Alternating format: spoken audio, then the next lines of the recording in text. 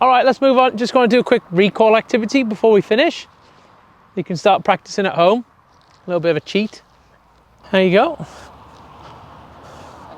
You're welcome. We'll do this at the same time. I'll give you a quick demo. Vera, just have a little bit of kibble, please. Thanks. A little bit more. You stingy Come on, girl. So we're going to just start practicing this to get our dog used to coming away from things of value and creating a bit of space between our dogs, especially if we have a dog that, if we're trying to practice recall, is sticking to us like this. So step one, you're going to take one piece of kibble, let her see it, throw it on the floor as she eats it. Vera, here. Yes. And then I'm going to pay higher than what she had over there. Okay? So we're doing a little bit of jackpot training. Then what I'm going to do is I'm going to work up to taking 3 pieces of kibble. And I'm going to kind of count. There's 1, there's 2. She might not look for the 3rd. She has. Vera, come. Yes.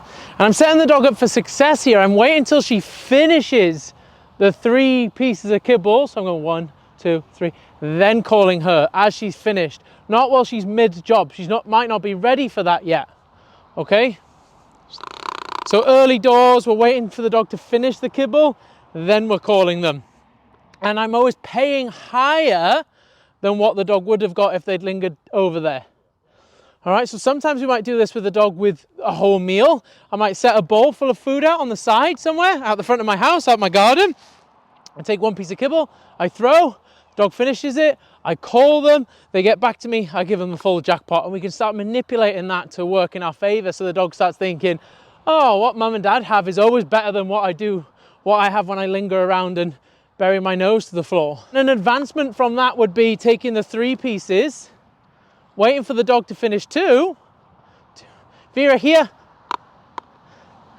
Maybe using a bit of compulsion with a bit of pressure there. Yes. And then paying the dog again greater than what they would have had. When you're doing sessions that look like this, you only need 5 to 10 repetitions and no more. All right? I've run out of kibble now, Vera, because your mum's stingy. But hopefully that makes sense. So I just kind of want us to find some space.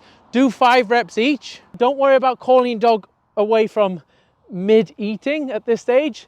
Throw 2 pieces, they eat 1, they eat 2, then call them. All right? Let's give that a go. Nice. Pay. Good. Nice. Okay, so an advancement for this, can you hear me? Would be, okay, I'm going to throw the 5 pieces. I'm going to wait for the dog to finish 2 to 3 out of 5. I'm going to call the dog back. I'm going to jackpot. Then we're going to march back to the spot and let the dog finish doing what they were doing. Or eating what they were eating and finish that 4th and 5th piece off. Does that make sense? So it's like, oh, the dog truly didn't miss out on anything at that point. And all they did was come back for the recall, get paid greatly for it, and then got to go back to finish what they were doing anyway. And again, we're using the leads correctly to make sure they are coming back, even if they do decide to blow us off.